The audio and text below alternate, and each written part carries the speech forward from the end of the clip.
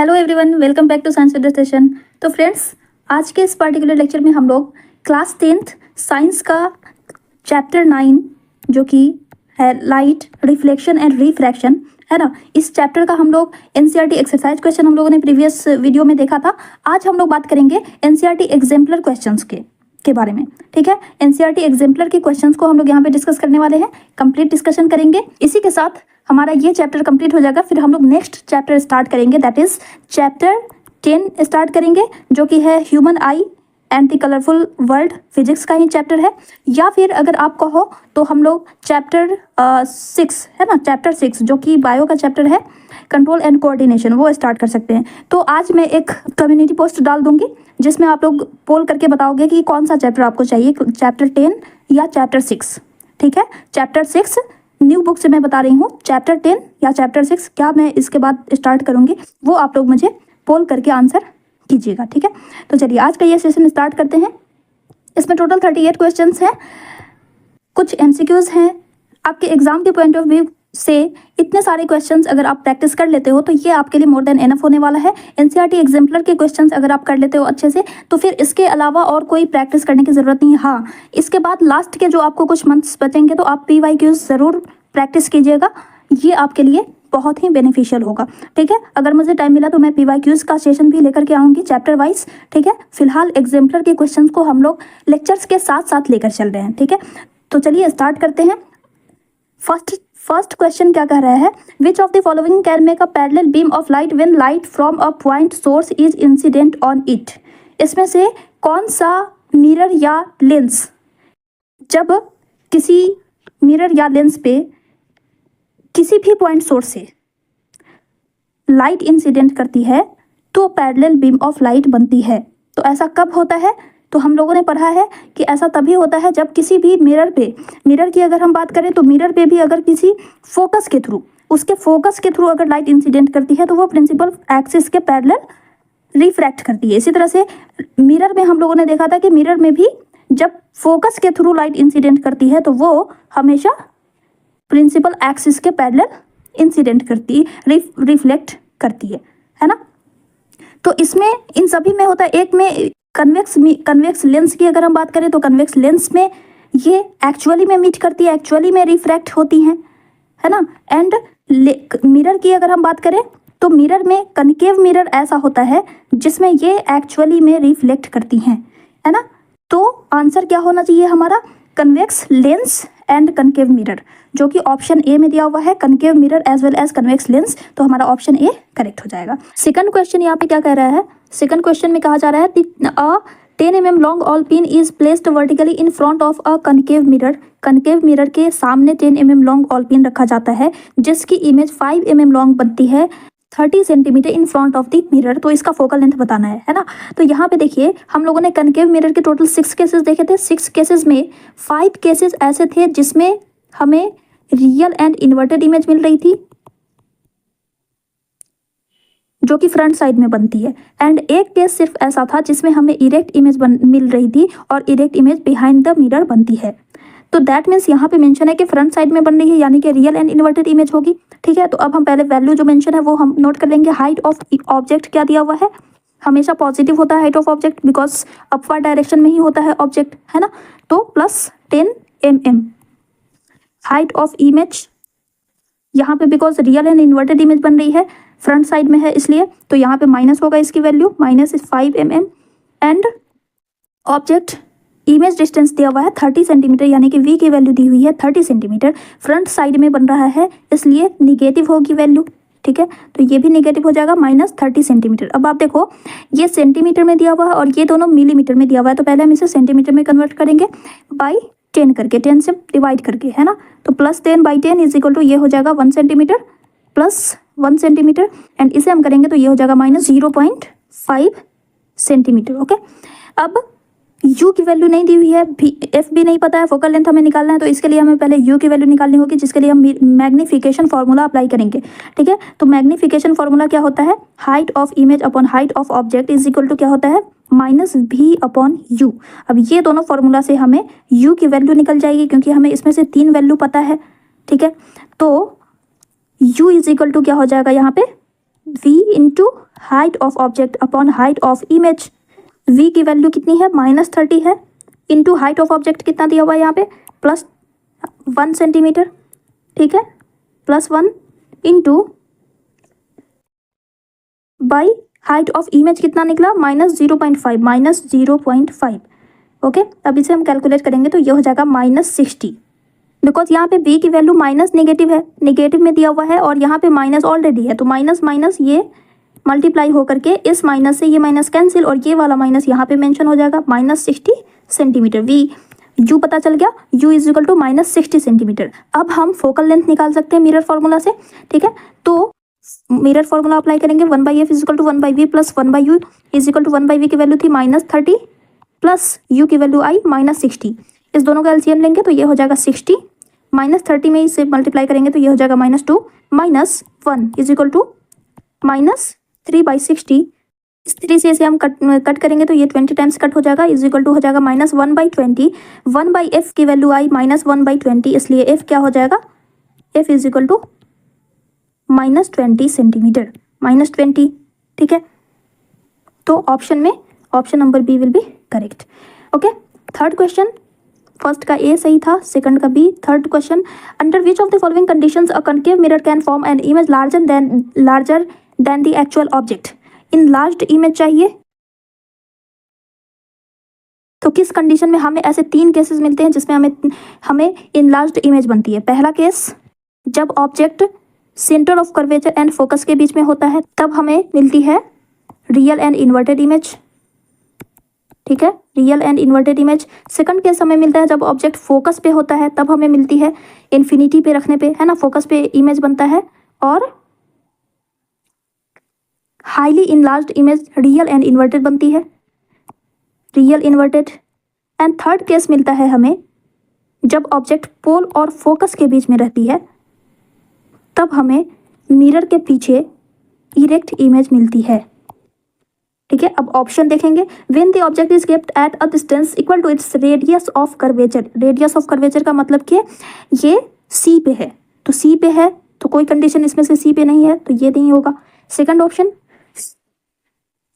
When object is kept at a distance less than it's focal length. Less than it's focal length यानी कि focus and pole के बीच में है object, ठीक है। तो फोकस एंड पोल का ऑप्शन तो है यहाँ पे, लेकिन यहाँ पे इससे इमेज कैसी मिल रही है हमें, वर्चुअल एंड इरेक्ट मिल रही है, तो इसलिए ये भी ऑप्शन नहीं होगा। सबसे पहले हम सर्च करेंगे रियल किस से मिल रही है, रियल किस पोजीशन पे बन रही है, ठीक है। तो ये भी ऑप्शन एलिमिनेट हो गया। उसके बाद है when object is placed between the focus and centre of curvature. Focus and centre of curvature ये वाला ऑप्शन है, तो बिल्कुल ये सही हो जाएगा। डी ऑप्शन में है when object is kept at a distance greater than it's radius of curvature. Greater than यानी कि सी के पीछे है, सी के पीछे तो कभी भी इनलार्ज्ड इमेज नहीं मिलती है, तो ऑप्शन सी करेक्ट हो जाएगा, ठीक है।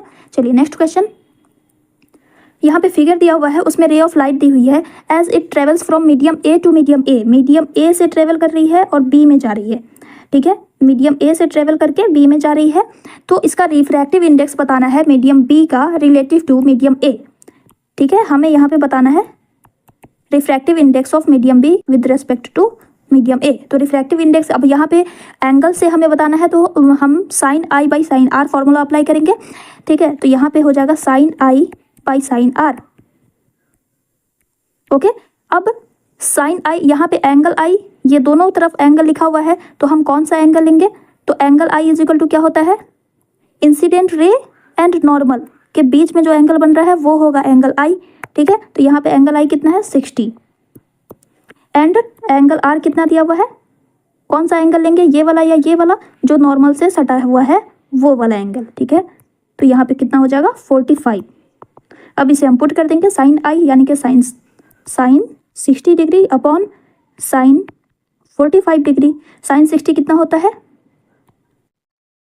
√3/2 अपॉन साइन 45 डिग्री कितना होता है 1/√2 होता है। अब इसमें क्रॉस मल्टीप्लाई करेंगे तो ये हो जाएगा √3/2 इंटू √2/1। अब इस 2 को हम √2 इंटू √2 लिख सकते हैं, तो ये हो जाएगा √3/√2 इंटू √2 इंटू √2। अब एक √2 से एक √2 कट गया और बच गया कितना, √3/√2। किस ऑप्शन में है ये, ऑप्शन नंबर ए करेक्ट हो जाएगा, okay. Next question, a light ray enters from medium A to medium B as shown in figure 10.2। ये फिगर में देखना है, a light ray enters from medium A to medium A से बी में inter कर रही है लाइट, तो रिफ्रैक्टिव इंडेक्स बताना है मीडियम बी का क्या होगा। तो आप देखिए, जब ये ए से बी में इंटर कर रही है तो इस लाइट को तो सीधा जाना था, लेकिन ये नॉर्मल की तरफ बेंड हो जा रही है। तो नॉर्मल की तरफ बेंड होने का क्या मतलब है कि मीडियम बी जो है ये डेंसर मीडियम है, और जब डेंसर मीडियम होता है तो उसका रिफ्रैक्टिव इंडेक्स ज़्यादा होता है ना। तो यहाँ पे रिफ्रैक्टिव इंडेक्स क्या हो जाएगा, greater than unity. Option A will be correct. Okay, next question. Beams of light are incident through the holes A and B and emerge out of box through the hole C and D respectively as shown in the figure. Which of the following could inside the box?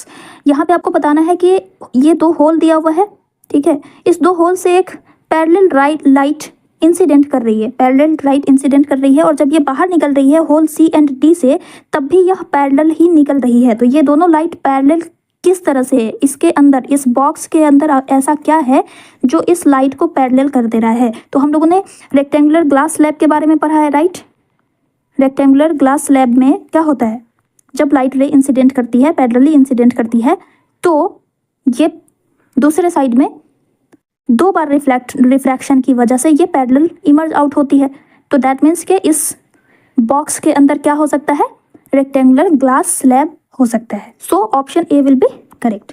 Next में है, next question दिया हुआ है, a beam of light is incident through the hole on side A. अब इसमें भी वही बात है, होल ये एक साइड है बॉक्स का ए एंड दूसरा साइड है बी। जब ए से लाइट जा रही है तो ये लुक एट दिस, ये 1 2 3 यहाँ पे नंबरिंग की हुई है, और ये कुछ इस तरह से, यानी कि ये वाली लाइट ऐसे गई और ये रिफ्लेक्ट हुई इस तरह से। दैट मीन्स के ये अंदर जा रही है इस तरह से, और तब जाकर के ये इस तरह से रिफ्लेक्ट हो रही है। इसी तरह से आप 6 वाले को देखिए, यहाँ पे 6 है तो 6 वाली गई सीधे इस तरह से निकल गई। ये 10 वाली रे ये ऐसे गई और ये इस तरफ निकली। तो दैट मीन्स क्या कि ये किसी एक पॉइंट पे, ये सारी की सारी रेस किसी एक पॉइंट पे कन्वर्ज हो रही है, यहाँ पे कन्वर्जिंग हो रहा है, कन्वर्जेंस हो रहा है। तो किस ऑप्टिकल मटेरियल में कन्वर्जिंग होती है, एक तो कि अगर हम लेंस की बात करें तो कन्वेक्स लेंस में होता है, राइट, कन्वेक्स लेंस में होता है, और दूसरा कनकेव मिरर में होता है। तो इस ऑप्शन में देखते हैं कनकेव मिरर तो ऑप्शन में नहीं दिया हुआ है, कन्वेक्स लेंस दिया हुआ है, इसलिए option D will be correct. ठीक है, इसमें क्या कह रहा है, which of the following statement is true. True statement बताना है। A convex lens has 4 dioptre power having a focal length 0.25 metre. तो हमें यहाँ पे देखना है कि किसकी वैल्यू नेगेटिव दी हुई है, किसकी वैल्यू पॉजिटिव दी हुई है। As we know convex lens में F2 मेन होता है, राइट। कन्वेक्स लेंस में अगर हम बात करें तो इसमें F2 मेन होता है। F2 पे आकर के रेज जो है वो कन्वर्ज होती हैं, है ना। तो इसमें जो वैल्यू होगी पावर की वो पॉजिटिव होगी, एंड फोकल लेंथ भी इसमें क्या होगा, पॉजिटिव होगा। ठीक है, कनकेव लेंस की अगर हम बात करें तो कनकेव लेंस में F1 मेन होता है, F1 मेन होता है। तो इसमें पावर एंड फोकस ये दोनों क्या होता है, निगेटिव होता है। अब ऑप्शन देखते हैं, इसमें दिया हुआ है ये पॉजिटिव दिया हुआ है, ठीक है, लेकिन यहाँ पे भी ये पॉजिटिव दिया हुआ है, ठीक है, तो ये सही है। दूसरा में देखिए आप, यहाँ पे नेगेटिव दिया हुआ है, कन्वेक्स लेंस की वैल्यू नेगेटिव दी हुई है, जो कि गलत है, पॉजिटिव होना चाहिए, तो ये तो एलिमिनेट हो गया। थर्ड ऑप्शन में कनकेव लेंस हैज 4 डायोप्टर, ये पॉजिटिव है, यहाँ पे ये भी पॉजिटिव है, जबकि नेगेटिव होना चाहिए कनकेव लेंस में, तो ये भी एलिमिनेट हो गया। इसमें कनकेव लेंस में यहाँ पे नेगेटिव ठीक है, लेकिन यहाँ पे पॉजिटिव दिया हुआ है, फोकल लेंथ पॉजिटिव दिया हुआ है, जो कि गलत हो जाएगा। ठीक है, तो ये ऑप्शन एलिमिनेट हो जाता है, option number A will be correct. Okay, next question, magnification produced by a rear view mirror fitted in vehicles is less than 1, is more than 1, is equal to 1, can be more than और less than 1 depending upon the position of the object in front of it. तो rear view mirror में कौन सा mirror use किया जाता है, convex mirror use करते हैं। ओके, अब कन्वेक्स मिरर का मैग्निफिकेशन क्या होना चाहिए, इससे हमेशा कैसी इमेज बनती है, डिमिनिश्ड बनती है, छोटी इमेज बनती है, right.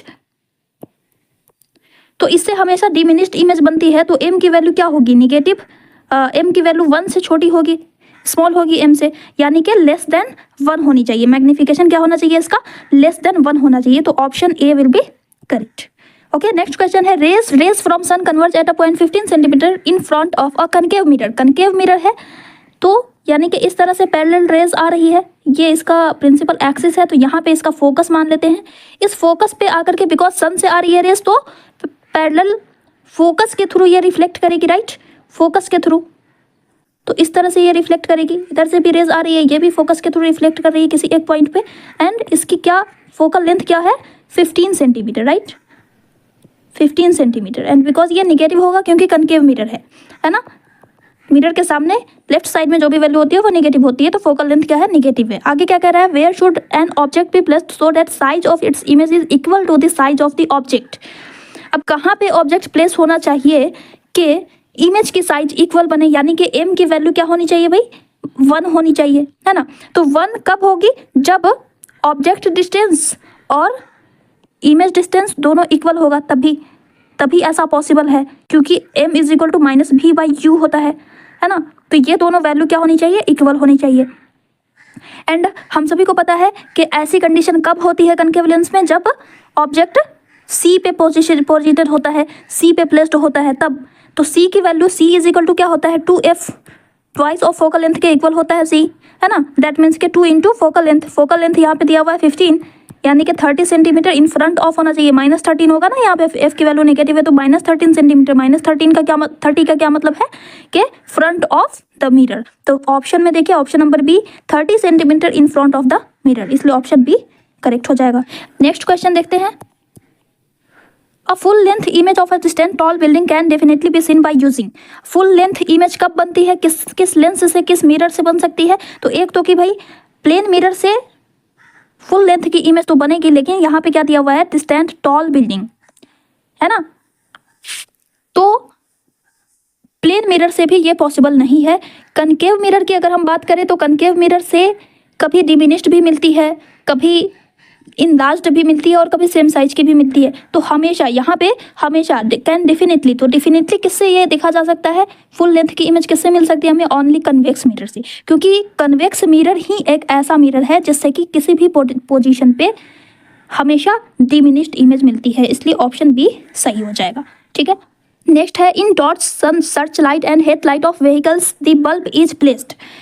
Torch, search light and headlight, इसमें कौन सा मिरर यूज किया जाता है, कन्वर्जिंग मिरर यूज किया जाता है, राइट।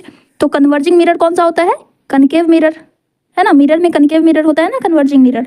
तो अब इससे, इस कनकेव मिरर से जो पैरेलल रेज आती है, तो अगर मान लेते हैं कि ये किसी टॉर्च में लगा हुआ है, ठीक है, ये किसी टॉर्च में लगा हुआ है, मान लेते हैं कि ये किसी टॉर्च में लगा हुआ है, तो किस जगह पर बल्ब लगा हुआ हो कि उससे पैरेलल बीम निकलेगी, तभी तो दूर तक जाएगी, तभी तो हम इसमें कनकेव मिरर का यूज़ करते हैं ना, ताकि हमें पैरेलल बीम मिले और दूर तक जाए और दूर की चीज़ें हमें दिखाई दें। तो ऐसा कब होता है, जब इस लेंस पे फोकस के थ्रू लाइट रिफ्लेक्ट करती है, तभी तो वो पैरेलल आती है ना। तो ये बल्ब कहाँ पे होना चाहिए, इसके फोकस पे, है ना। तो ये, इसे हम मान लेंगे रिफ्लेक्टर एंड इसे हम मान लेंगे फोकस। तो रिफ्लेक्टर के फोकस के पास होना चाहिए बल्ब। ओके, तो ऑप्शन देखिए, very near to the focus of the reflected, option number B correct हो जाएगा। पोल एंड फोकस के बीच में रहेगी तो फिर इमेज हमें पैरेलल बीम नहीं मिलेगा, है ना, नियर द फोकस होना चाहिए, तो तभी हमें पैरेलल बीम मिलेगी, इसलिए ऑप्शन बी सही हो जाएगा। नेक्स्ट कह रहा है, the laws of reflection hold good for. तो लॉज ऑफ रिफ्लेक्शन सभी मिरर्स पे फॉलो होते हैं, लॉज ऑफ रिफ्लेक्शन, इसलिए ऑल मिरर्स हो जाएगा respective of their shape, option number D सही हो जाएगा। ठीक है, next question, the path of a ray of light coming from air passing through a rectangular glass slab traced by your student as shown as A, B, C and D। यहाँ पे दिया हुआ है, ये A है, B, C and D। अब इसमें आपको बताना है कि कौन सा करेक्ट है। तो इस ऑप्शन में देखिए आप, फिगर नंबर ए में, ऑप्शन में ए में देखिए आप, इसमें लाइट रे इंसिडेंट कर रही है और वो सीधा रिफ्लेक्ट हो रही है, जो कि गलत है, बेंडिंग इसमें शो नहीं हो रही है।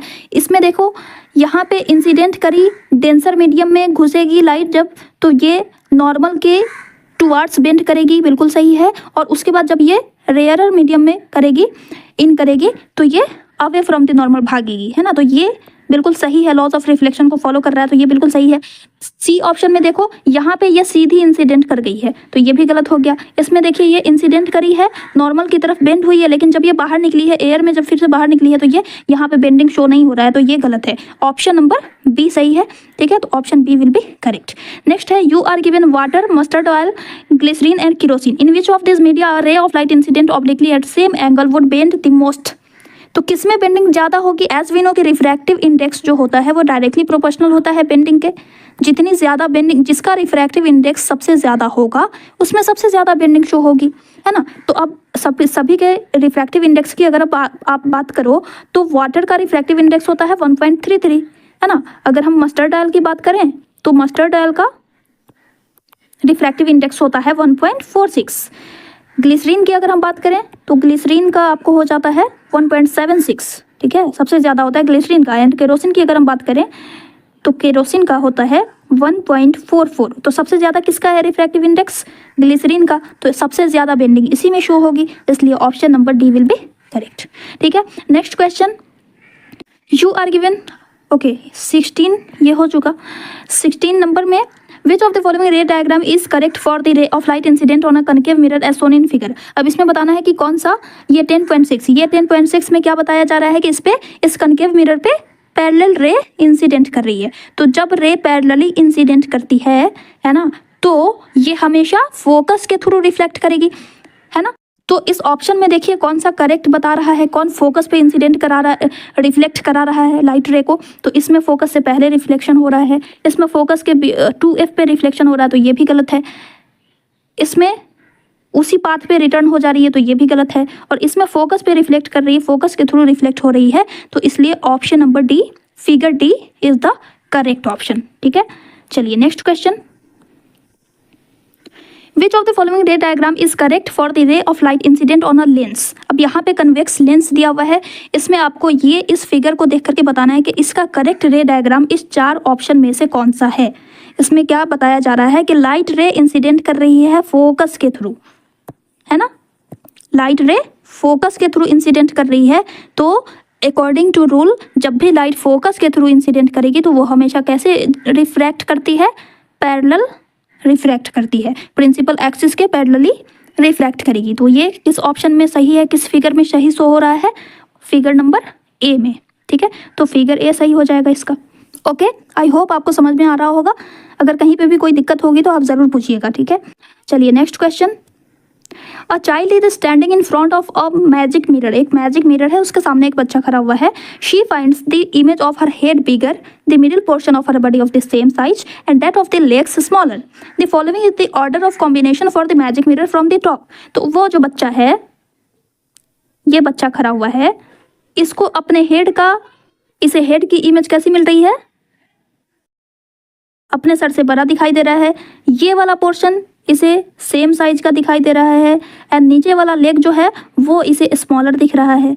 तो आप बताइए कि सबसे पहली बात कि ये बच्चा अपनी फोटो देख रहा है तो इसे वर्चुअल इमेज ही दिखाई देगी। हर कंडीशन में इसे इरेक्ट इमेज चाहिए होगी, इरेक्ट इमेज बन रही होगी, है ना। तो इरेक्ट इमेज किस किस केस में बनती है? एक तो कि प्लेन मिरर से बन सकती है।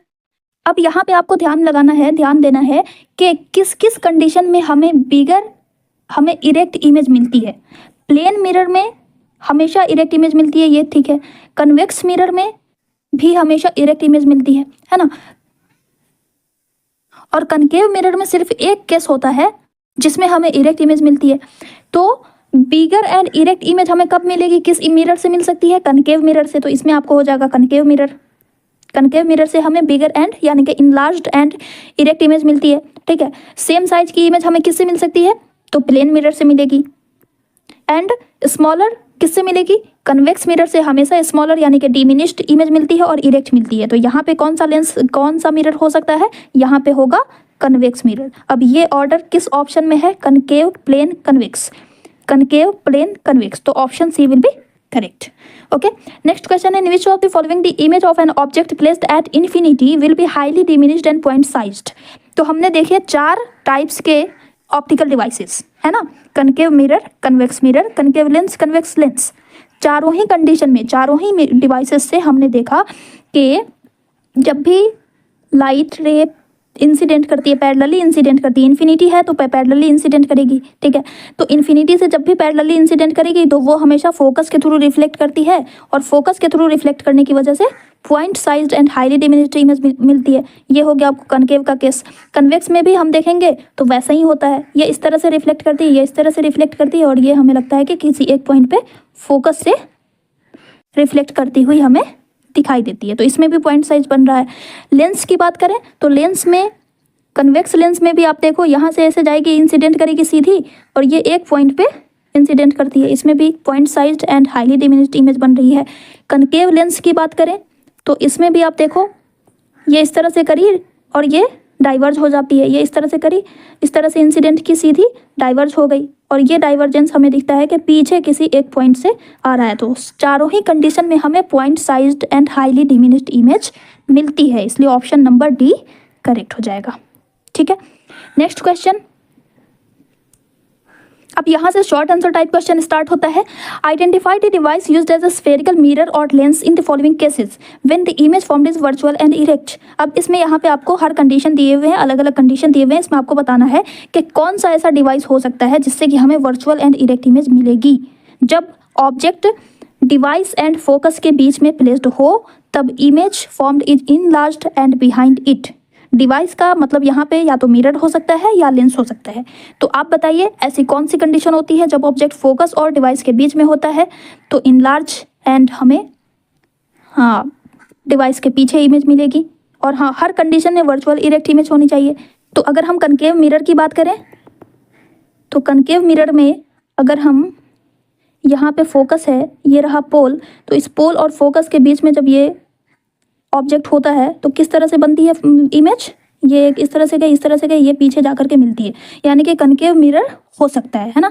तो इसमें क्या हो जाएगा आंसर, कनकेव मिरर हो जाएगा, कनकेव मिरर। ठीक है, बाकी सारे को आप चेक कर लोगे, किसी में ऐसी कंडीशन अप्लाई नहीं हो रही होगी। नेक्स्ट देखते हैं, object is placed between the focus and device, image formed is enlarged and on the same side. अब ये सेम साइड में बन रही है तो जाहिर सी बात है एक कंडीशन तो हमने देख लिया जिसमें बिहाइंड द मिरर बन रही है, तो वो तो हो गया कनकेव मिरर। और ऐसा ही केस किस में हो सकता है, कनकेव मिरर किस लेंस से सिमिलर करता है, रिजेंबल करता है, कन्वेक्स लेंस से। तो जाहिर सी बात है कि यहाँ पे आप कनेक्ट कर सकते हो कि ये कन्वेक्स लेंस होगा, है ना। आप देख सकते हो, ये देखिए इस तरह से, ये मान लेते हैं इसका फोकस है और यहाँ पे F2 है, ये है F1, इसके बीच में है। यहाँ से एक लाइट इंसिडेंट करी, वो फोकस के थ्रू रिफ्लेक्ट करेगी, दूसरी लाइट हम ऑप्टिकल सेंटर के थ्रू अगर गुजार दें तो ये इसी पाथ पे रिटर्न हो जाती है पीछे की तरफ, और ये दोनों वर्चुअली मीट करेगी। तो ये इमेज आपको बनेगी फ्रंट साइड में, है ना, इनलार्ज्ड इमेज बन रही है और फ्रंट साइड में बन रही है। तो इसका ऑप्शन, इसका आंसर क्या हो जाएगा, कन्वेक्स लेंस, कन्वेक्स लेंस। ठीक है, उसके बाद सी में दे रहा है, object is placed between infinity and device, infinity और डिवाइस के बीच में है, इमेज डिमिनिश्ड बन रही है, and between focus and optical centre. अब यहाँ पे हिंट दे दिया, ऑप्टिकल सेंटर, ऑप्टिकल सेंटर किस में होता है, लेंस में होता है। तो लेंस में ऐसा कौन सा केस होता है, कौन सा लेंस होता है जिसमें इन्फिनिटी और डिवाइस के बीच में ऑब्जेक्ट को रखने पर इमेज फोकस और ऑप्टिकल सेंटर के बीच में बनती है। तो ये तो कन्वेक्स लेंस में होता है ना, कन्वेक्स लेंस में होता है। जब कहीं पे भी हम ऑब्जेक्ट को रखते हैं तो वो हमेशा क्या होगा,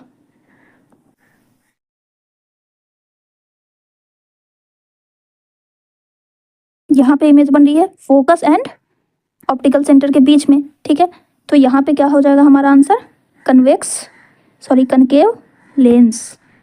ठीक है, ओके, डी में देखते हैं, object is placed between infinity and device, image formed is diminished and between pole and focus. यहाँ पे क्लियर लिख दिया है, पोल एंड फोकस, पोल किस में होता है, मिरर में होता है, और बिहाइंड इट बन रही है, तो कन्वेक्स मिरर में ही ऐसा होता है। ठीक है, तो कन्वेक्स मिरर में यहाँ पे होता है फोकस, यहाँ पे होता है पोल, कहीं पे भी ऑब्जेक्ट रखा, लाइट जाएगी, डाइवर्ज करेगी, और ये पीछे जा करके फोकस पे मिलेगी इस तरह से, दूसरी रे हमने इस तरह से किया, ये ऐसे रिफ्लेक्ट करेगी और जाएगी। तो दोनों कहाँ पे बन रही है, behind the mirror and pole और फोकस के बीच में। तो इसका आंसर क्या हो जाएगा, कन्वेक्स मिरर। ठीक है, ओके, तो आंसर यहाँ पे मैंने मेंशन कर दिया है, लुक एट दिस। पहले दो केसेस कनकेव मिरर होगा जब ऑब्जेक्ट फोकस एंड पोल के बीच में है। दूसरा केसेस हमने देखा कि जब ऑब्जेक्ट फोकस और पोल के बीच में है लेकिन फ्रंट साइड में इमेज बन रही है, तो ये इसका आंसर क्या था, कन्वेक्स लेंस। थर्ड केसेस हमने देखा कि जब ऑब्जेक्ट फोकस एंड इन्फिनिटी, है ना, फोकस एंड ऑप्टिकल सेंटर के बीच में इमेज बन रही है, और जब ऑब्जेक्ट इन्फिनिटी एंड डिवाइस के बीच में है। तो ये केसेस है, कौन सा है ये, तो ये केसेस कनकेव लेंस है, एंड फोर्थ केसेस हमने देखा कन्वेक्स मिरर। ठीक है, चलिए next question. Why does a light ray incident on a rectangular glass slab immersed in any medium emerges parallel to itself? इसे एक्सप्लेन करना है डायग्राम के थ्रू। तो ये मैंने लेक्चर्स में भी डिस्कस कर दिया था कि क्यों ऐसा होता है, क्योंकि यहाँ पे 2 टाइम्स रिफ्रैक्शन होता है, यहाँ पे 2 टाइम्स रिफ्रैक्शन होता है। एक बार में इस सरफेस पे रिफ्रैक्शन होता है जिसमें लाइट रे टुवर्ड्स दी नॉर्मल बेंड करती है, जिसमें लाइट रे टुवर्ड्स द नॉर्मल बेंड करती है, एंड सेकंड कंडीशन में away from the normal bend करती है सेम एंगल से, ठीक है। दूसरी बार में away from the normal bend करती है सेम एंगल से, तो जितने एंगल से यहाँ पे मुड़ी थी इस तरफ, उतने ही एंगल से फिर ये इस तरफ हो जाती है, तो ये वाली रे और ये वाली रे दोनों पैरेलल हो जाती है, ठीक है। तो इसे आप एक्सप्लेन कर देंगे, यहाँ पे मैंने आंसर आप गो थ्रू कर सकते हो, ठीक है। नेक्स्ट क्वेश्चन, पेंसिल वाला क्वेश्चन, ये भी मैंने बता दिया था। A pencil when dipped in water in a glass tumbler appears to be bent at the interface of air and water. Air and water, interface वो होता है फ्रेंड्स जहाँ पे दो फेसेस मिल रहे होते हैं, दो फेसेस एक दूसरे से कनेक्टेड होते हैं, उसको कहा जाता है इंटरफेस। तो यहाँ पे एयर है ना, और यहाँ पे पानी है, इस दोनों के मीटिंग पॉइंट को कहा जाता है उसका इंटरफेस, ठीक है। तो उस इंटरफेस पे ये पेंसिल हमें बेंड होती हुई दिखाई देती है क्या? तो ऐसा क्यों होता है? Because of refraction of light, क्योंकि हमें दिखाई देता है, ऐसा लगता है हमें कि लाइट किसी अदर एंगल से, किसी दूसरे डायरेक्शन से आ रही है, ऐसा हमें दिखाई देता है लाइट के रिफ्रैक्शन की वजह से, है ना। बट इसमें क्वेश्चन में आगे क्या कह रहा है, will the pencil appears to be bent to the same extent if instead of water we use liquids like kerosene और टर्पेंटाइन। क्या अगर हम वाटर की जगह पर केरोसिन या टर्पेंटाइन यूज करते हैं तब भी हमें सेम बेंडिंग दिखाई देगी? तो क्या आंसर होना चाहिए हमारा? हमारा आंसर होना चाहिए कि नो, ऐसा नहीं होगा। जब हम लिक्विड चेंज करेंगे तो बेंडिंग भी चेंज होगी, क्योंकि इसका रिफ्रैक्टिव इंडेक्स कुछ और है, इसका कुछ और है, इसका कुछ और है, और बेंडिंग रिफ्रैक्टिव इंडेक्स पर डिपेंड करती है। जितना ज़्यादा डेंसर मीडियम होगा उतना ही ज़्यादा बेंडिंग शो होगी, है ना, और जितना कम डेंसर मीडियम होगा उतना ही कम बेंडिंग होगी। तो वाटर में कम बेंडिंग होगी, इन दोनों में ज़्यादा होगी, ठीक है। तो इसलिए इसका आंसर क्या हो जाएगा? नो। रिफ्रैक्टिव इंडेक्स अलग अलग होने की वजह से बेंडिंग भी डिफरेंट एक्सटेंट में शो होगा, ठीक है। तो लुक एट दिस आंसर, ये मैंने पहला पैरा एक्सप्लेन किया है। इस बारे में अगर आपको पूछता यहाँ पे वाई लगा देता तो उसका आंसर ये होगा, लेकिन यहाँ पे पूछा नहीं जा रहा है। यहाँ पे मेन क्वेश्चन आपका ये है, will the pencil appear to be bent to the same extent if instead of water we use liquid like kerosene और टर्पेंटाइन। तो इसका आंसर आपको करना है क्या होगा? नहीं। क्यों ऐसा होगा? Because their refractive index are different which in turn produces deviation from incident ray by different extent, ठीक है। डिफरेंट रिफ्रैक्टिव इंडेक्स होने की वजह से बेंडिंग डिफरेंट एक्सटेंट में शो होगी, ठीक है। चलिए next question, how is the refractive index of a medium related to the speed of light? Refractive index speed of light से किस तरह से रिलेटेड है? तो as we no refractive index is inversely proportional to the speed of light, right. Speed of light का inversely proportional होता है ना।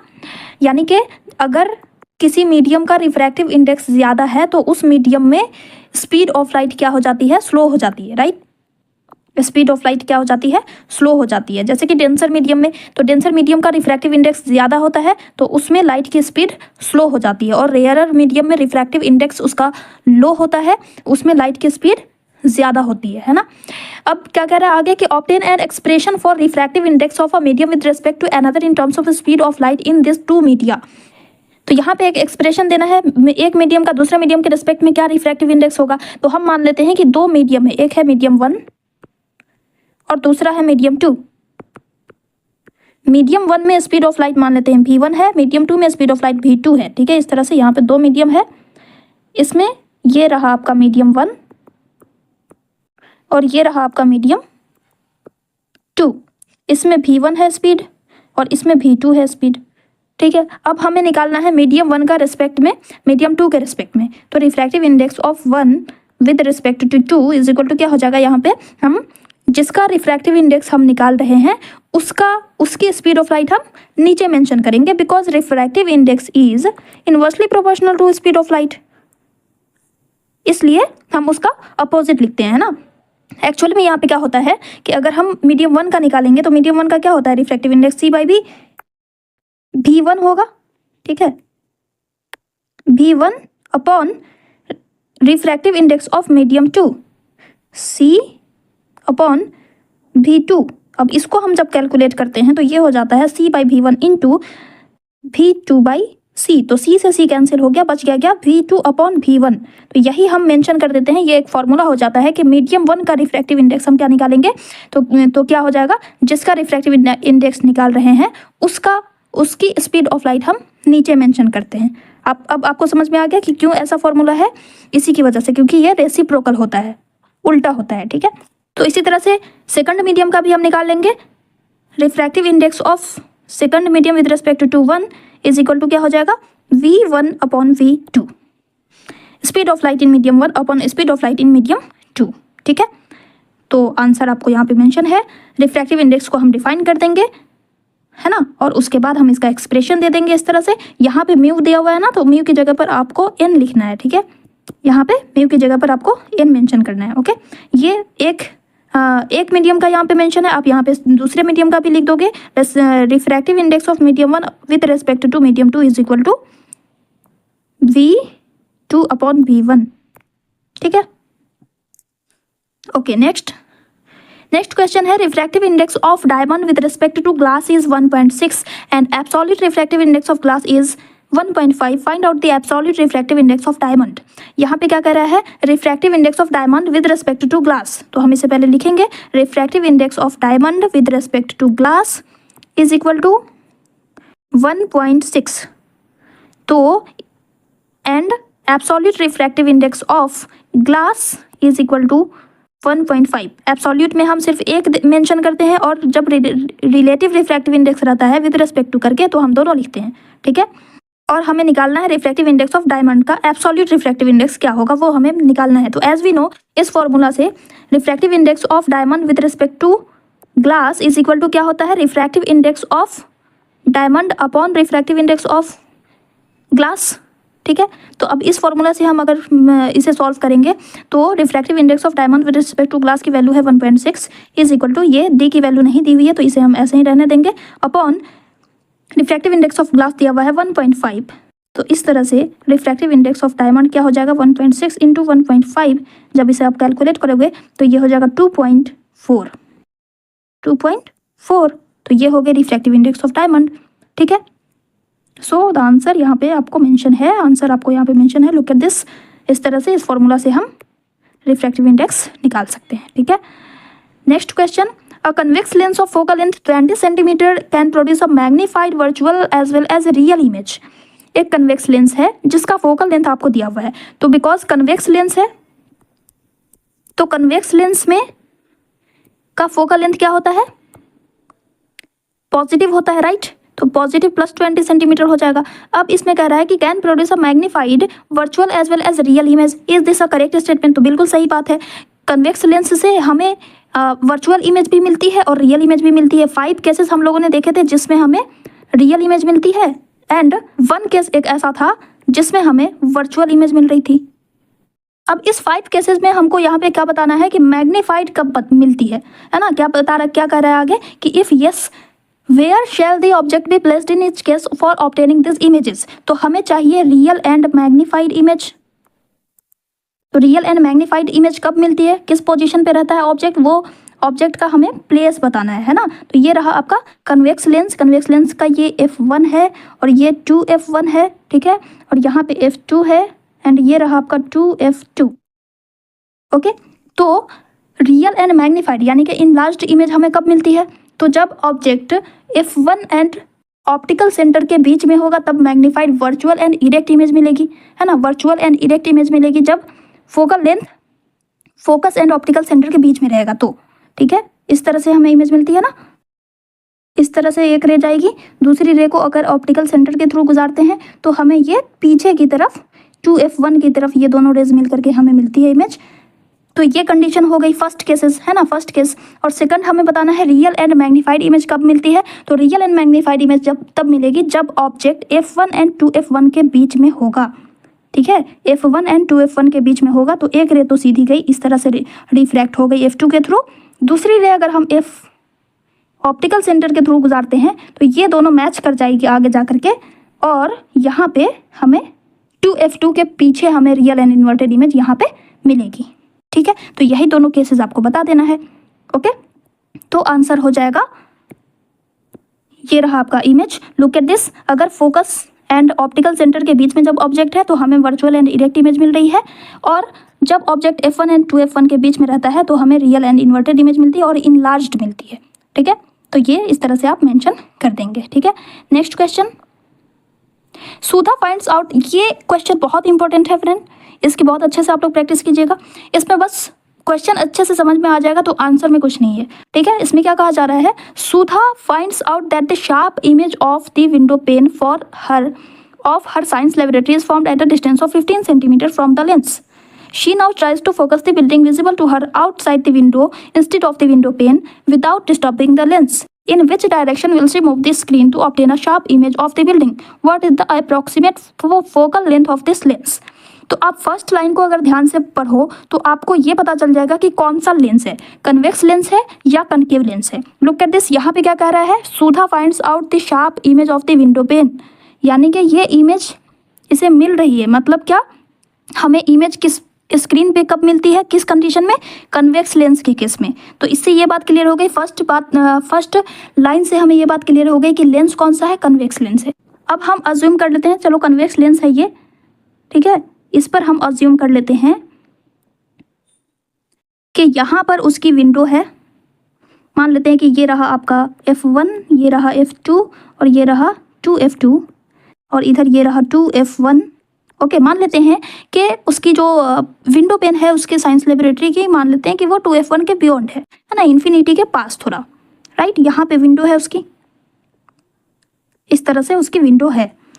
तो बियॉन्ड 2F1 जब रहता है ऑब्जेक्ट, तो इमेज किस तरह से बनती है, एक रे सीधी जाएगी F2 के थ्रू रिफ्लेक्ट करेगी, ठीक है। दूसरी रे हम ऑप्टिकल सेंटर के थ्रू अगर गुजारते हैं तो ये कुछ इस तरह से गुजरेगी एंड F2 और 2F2 के बीच में यहाँ पे इसकी इमेज बन रही है, रियल एंड इन्वर्टेड इमेज बन रही है, ठीक है। अभी कहाँ पे बन रही है, इस पोजीशन पे, F2 एंड 2F2 के बीच में। Okay, she now tries to focus the building visible to her outside the window instead of window pane without disturbing the lens. अब इस लेंस को डिस्टर्ब नहीं करना है।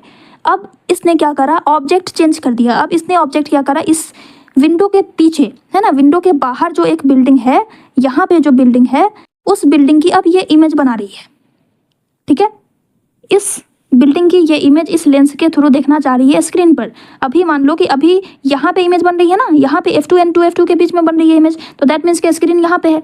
तो अब इस बिल्डिंग की इमेज पाने के लिए इसको स्क्रीन को आगे किस डायरेक्शन में मूव करना पड़ेगा, आगे मूव करना पड़ेगा या पीछे मूव करना पड़ेगा, तब उसे बिल्डिंग की इमेज मिलेगी। ये पूछा जा रहा है क्वेश्चन में। क्वेश्चन में क्या पूछ रहा है कि उसे स्क्रीन को आगे करना होगा या पीछे करना होगा। तो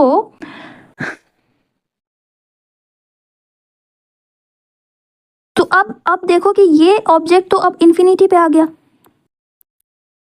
है ना।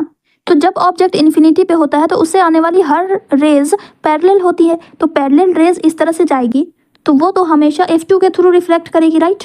तो इमेज कहाँ पे बनेगी, F2 पे बनेगी, है ना, इस तरह से रिफ्लेक्ट करेगी, F2 पे बनेगी पोजीशन इमेज की। तो पहले बन रहा था F2 एंड 2F2 के बीच में, अब बन रहा है F2। तो दैट मीन्स क्या कि इसे टुवार्ड्स द लेंस स्क्रीन को मूव करना पड़ेगा, टुवार्ड्स द लेंस, है ना। तो इस क्वेश्चन का आंसर क्या हो जाएगा कि she must move the screen towards the lens to obtain a sharp image of the building, ठीक है। ये हो गया एक क्वेश्चन।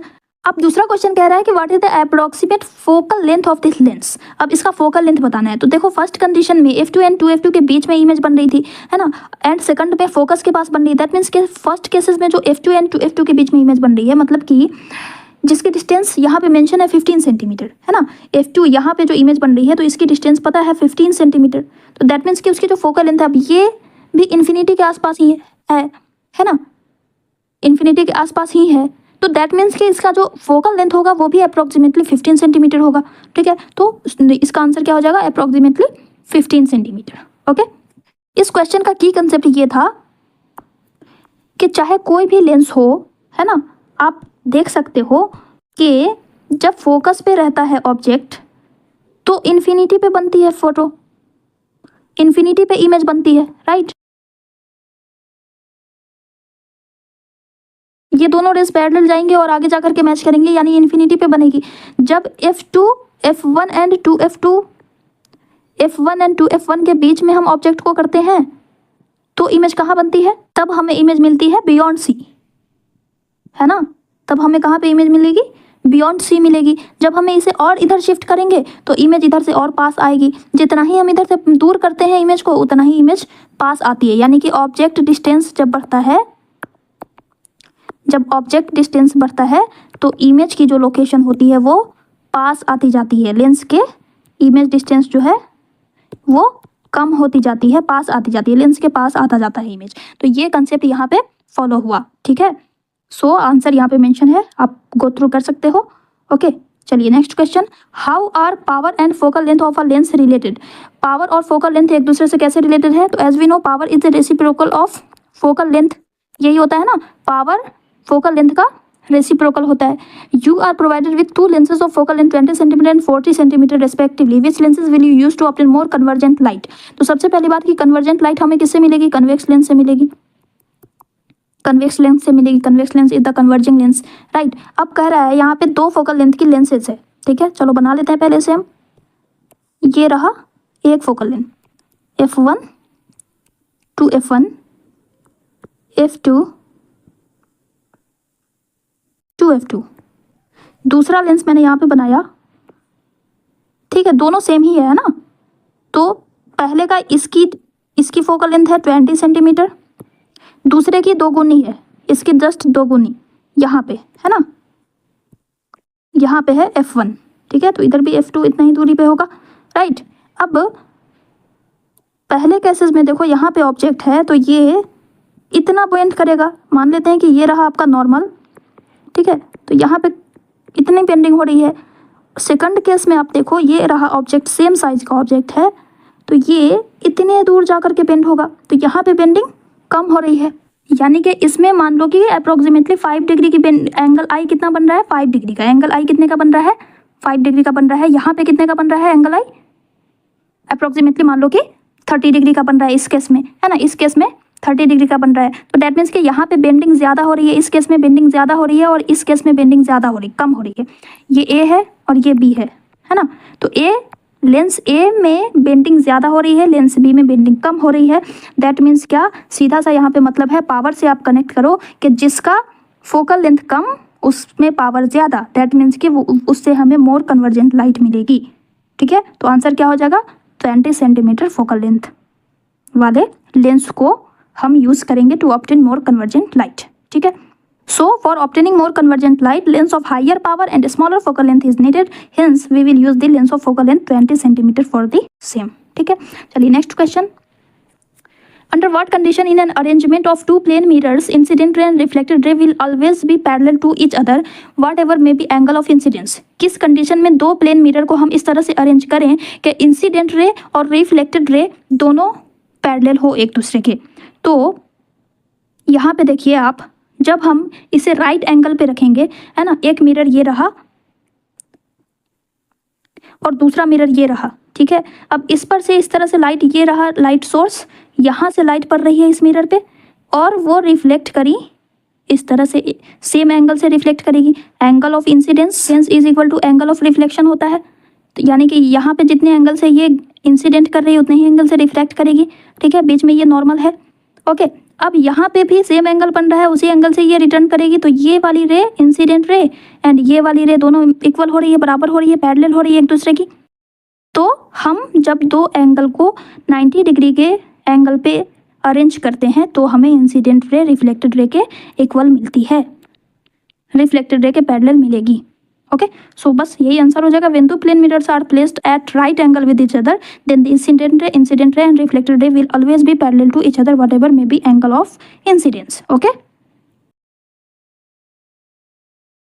सो ये रहा आंसर।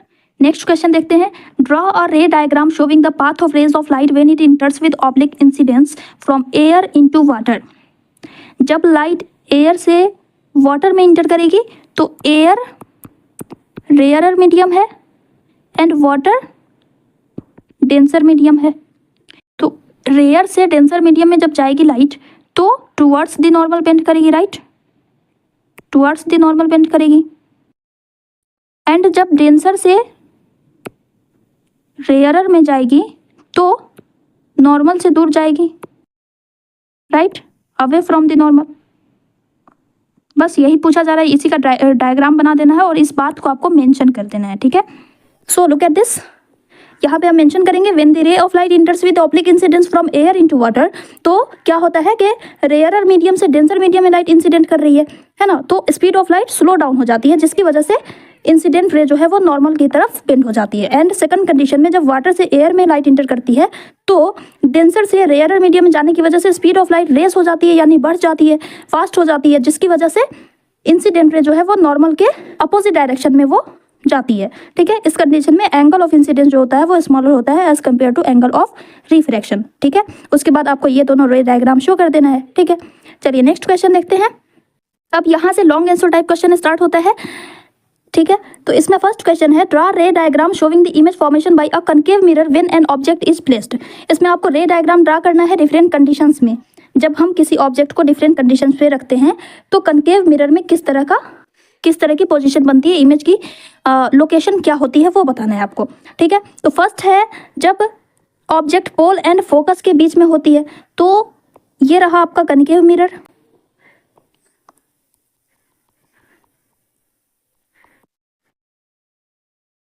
ये है पोल, ये है इसका फोकस एंड ये है सेंटर ऑफ कर्वेचर। तो पोल एंड फोकस के बीच में यहाँ पे है कोई ऑब्जेक्ट, तो पहली रे सीधी जाएगी, वो फोकस के थ्रू रिफ्लेक्ट करेगी। दूसरी रे हम कोई भी ले सकते हैं, पोल के थ्रू मान लेते हैं कि हमने लिया, ठीक है, पोल के थ्रू हमने लिया तो वो ऑब्लिकली इंसिडेंट करेगी, इस तरह से रिफ्लेक्ट करेगी। तो ये दोनों रेज पीछे जाकर के मैच करती हैं किसी एक कंडीशन पे, किसी एक जगह पे ये दोनों रेज आकर के मिलेंगी, तो यहाँ पे इमेज की लोकेशन होगी, है ना। तो इस कंडीशन में वर्चुअल एंड इरेक्ट इमेज बनती है। सेकंड कह रहा है कि जब object focus and centre of curvature के बीच में हो तब उसका रे डायग्राम शो करना है। तो ये है आपका कनकेव मिरर, ये है इसका फोकस और ये है centre of curvature. Focus and centre of curvature के बीच में ऑब्जेक्ट है यहाँ पे, तो पहली रे सीधी खींचेंगे, फोकस के थ्रू रिफ्लेक्ट करेगी। दूसरी रे हम पोल के थ्रू ले सकते हैं या फिर फोकस के थ्रू भी ले सकते हैं, आप पे डिपेंड करता है, आप कोई भी रे निकाल सकते हो, ठीक है। तो हमने लिया पोल के थ्रू, तो ये सेम एंगल से रिफ्लेक्ट करेगी। तो ये आप देख सकते हो बियॉन्ड सी, यहाँ पे आकर के ये दोनों रेस मीट कर रही हैं, दैट मीन्स कि इमेज कहाँ पे बन रही है, बियॉन्ड सी, ठीक है। थर्ड कह रहा है, जब ऑब्जेक्ट सेंटर ऑफ कर्वेचर पे हो तब कैसी इमेज बनेगी। तो ये है आपका कनकेव मिरर, ये रहा इसका पोल, ये है फोकस, ये है सेंटर ऑफ कर्वेचर। जब ऑब्जेक्ट सेंटर ऑफ कर्वेचर पे होगा तो ऑब्जेक्ट की इमेज किस तरह से कहाँ पे बनेगी, पहली रे सीधी खींचेंगे, फोकस के थ्रू रिफ्लेक्ट करेगी। दूसरी रे हमने लिया इस फोकस के थ्रू, तो ये कैसे इंसिडेंट करती है, प्रिंसिपल एक्सिस के पैरेलल, ठीक है। तो अब आप देख सकते हो यहाँ पे सेंटर ऑफ कर्वेचर के पास इमेज बन रही है और सेम साइज की इमेज बन रही है, ठीक है। फोर्थ केस में कह रहा है कि जब ऑब्जेक्ट सेंटर ऑफ कर्वेचर के बियॉन्ड हो, पीछे हो, है ना, तब कैसी इमेज बनेगी। तो जब ऑब्जेक्ट सी के पीछे होगा, यहाँ पे प्लेस्ड होगा, तो ऑब्जेक्ट की पहली रे हम सीधी खींचेंगे इस तरह से, ये फोकस के थ्रू इंसिडेंट करेगी। दूसरी रे हम फोकस के थ्रू लेंगे इस तरह से, तो ये पैरेलली इंसिडेंट करेगी। तो ये दोनों रेज आकर के ये मीट करेंगे यहाँ पे focus and centre of curvature के बीच में, ठीक है। फिफ्थ कंडीशन में आपको कह रहा है जब ऑब्जेक्ट इन्फिनिटी पे हो, तो जब ऑब्जेक्ट इन्फिनिटी पे होगा, मान लेते हैं यहाँ पे है, तो इन्फिनिटी से आने वाली सारी रेज पैरेलल होती हैं, ठीक है। तो एक रे हमने खींची, वो यहाँ पे मान लेते हैं इसका फोकस है और ये रहा आपका सेंटर ऑफ कर्वेचर। तो इन्फिनिटी से आने वाली हर रेज पैरेलल होती है, तो ये फोकस के थ्रू इस तरह से रिफ्लेक्ट करेगी। दूसरी रे हम निकालेंगे कोई भी, वो भी फोकस के थ्रू जाएगी, तो यहाँ पे इमेज बनेगी, ठीक है। तो इस तरह से आपको रे डायग्राम शो कर देना है। हाँ, यहाँ पे आपको ध्यान में रखना है कि पोजिशन एंड नेचर भी पूछा जा सकता है, ठीक है, नेचर एंड पोजीशन भी आपसे पूछा जा सकता है। तो ये भी आपको ध्यान में रखना है कि कहाँ पे इमेज बन रही है एंड एज वेल एज इसका साइज भी आपको ध्यान में रखना है, ठीक है। तो वो टेबल जो आपकी बुक में दिया हुआ है वो आपके लिए बहुत इंपॉर्टेंट है, उसे बहुत अच्छे से याद रखेंगे आप लोग। और याद करने का क्या तरीका है कि आप इस रे डायग्राम की प्रैक्टिस कीजिएगा तो आपको वो ऑटोमेटिकली याद हो जाएगा, ओके। ये कुछ इसके इमेजेस हैं, आंसर है इसका, आप देख सकते हो, ठीक है। ये टेबल है जो कि आपके लिए बहुत इंपॉर्टेंट है, इसको आप लोग याद कर लीजिएगा। और एक बात और आपने नोटिस करी होगी कि जब ऑब्जेक्ट पोल एंड फोकस के बीच रहता है ना, जैसे कि ये है आपका कनकेव मिरर, ठीक है, ये इसका पोल है, यहाँ पे फोकस है एंड ये सेंटर ऑफ कर्वेचर है। तो जब ऑब्जेक्ट फोकस एंड पोल के बीच में होता है तब इमेज कहाँ पे बनती है, मिरर के पीछे बनती है, इनलार्ज्ड बनती है, ओके। जब ऑब्जेक्ट फोकस पे आता है, फोकस पे जब हमने कर दिया ऑब्जेक्ट को, तो इमेज कहाँ पे बनती है, इन्फिनिटी पे बनती है, बहुत लार्ज बनती है, इनलार्ज्ड बनती है, राइट। जब ऑब्जेक्ट और पीछे कर सकता है, लेंस से और दूर जा रहा है इमेज, ऑब्जेक्ट जब लेंस से दूर कर रहे हैं हम, यानी कि फोकस एंड सेंटर के बीच में कर दिया, सेंटर ऑफ कर्वेचर के बीच में, तब इमेज कहाँ पे बनती है, बियॉन्ड सी बनती है, इससे थोड़ी सी छोटी बनेगी, ठीक है। फिर हमने इसे सेंटर ऑफ कर्वेचर पे कर दिया, तब अब इमेज कहाँ पे बन रही है, सेंटर ऑफ कर्वेचर पे बन रही है, सेम साइज की। हमने ऑब्जेक्ट को और पीछे किया, बियॉन्ड सी कर दिया, तब अब इमेज कहाँ पे बनेगी, centre of curvature and focus के बीच में एंड थोड़ी सी छोटी, पहले से और छोटी इमेज बनेगी।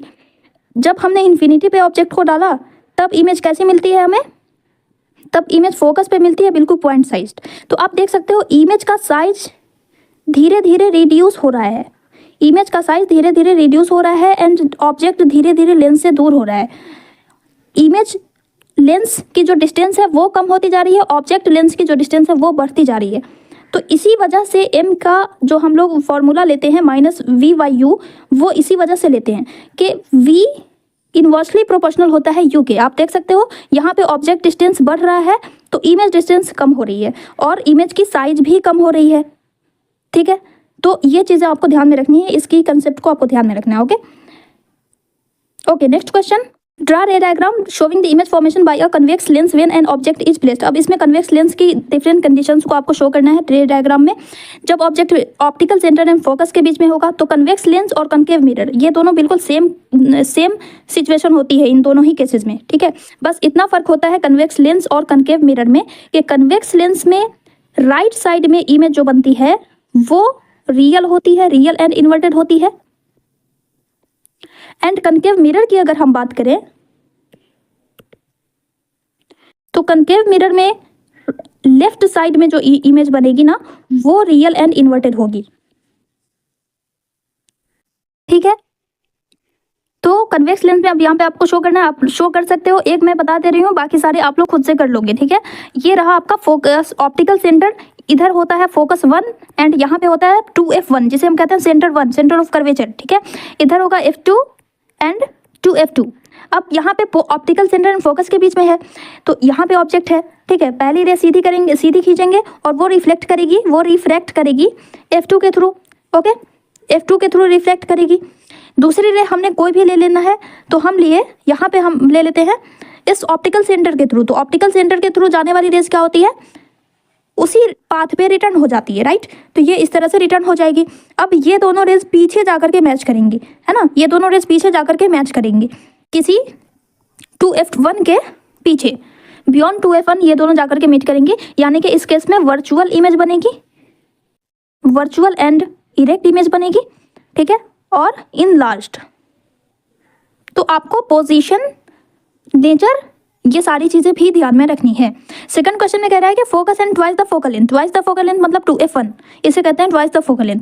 तो फोकस और 2f1 के बीच में जब इमेज रहेगी तो कहाँ पे बनेगी, तो पहली रे सीधी गई f2 के थ्रू रिफ्लेक्ट करेगी, दूसरी रे हमने ऑप्टिकल सेंटर के थ्रू इस तरह से ले लेना है तो ये देखोगे आप जाकर के यहाँ पे मैच कर जाएगी, यहाँ पे मीट करेगी, यानी कि 2f2 के बियॉन्ड, ठीक है। तो इस कंडीशन में रियल एंड इन्वर्टेड इमेज बनेगी।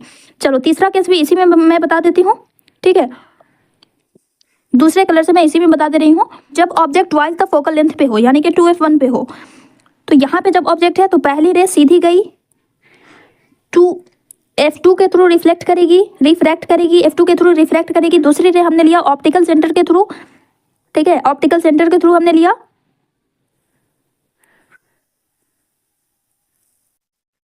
तो ये मीट करेगी 2f2 पे, ओके, 2f2 पे मीट करेगी। तो इस तरह से आपने देखा कि यहाँ पे सेम साइज की इमेज बन रही है। उसके बाद फोर्थ केस कह रहा है एट इन्फिनिटी, तो इसे डिफरेंट कलर से बता देती हूँ इसी में।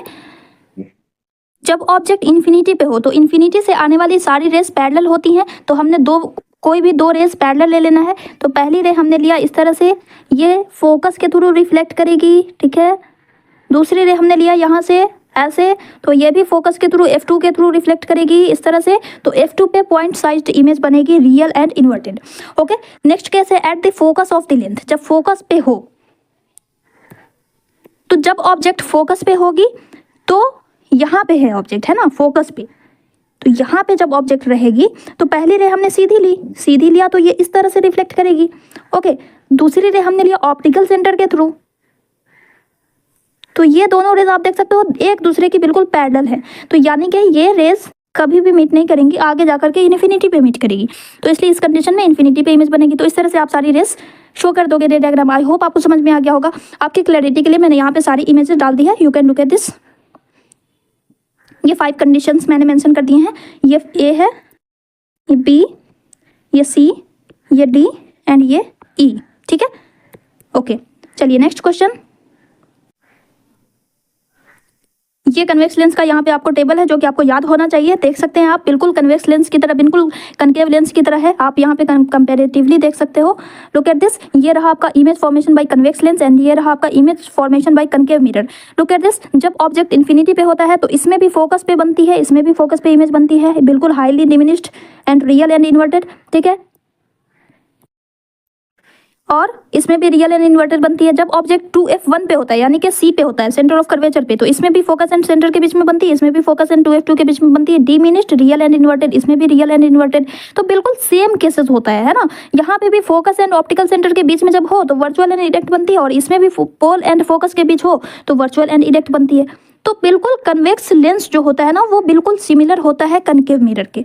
ओके, बिल्कुल सिमिलर होता है। वैसे ही कनकेव लेंस जो होता है, कनकेव लेंस जो होता है ना, वो बिल्कुल सिमिलर होता है कन्वेक्स मिरर के।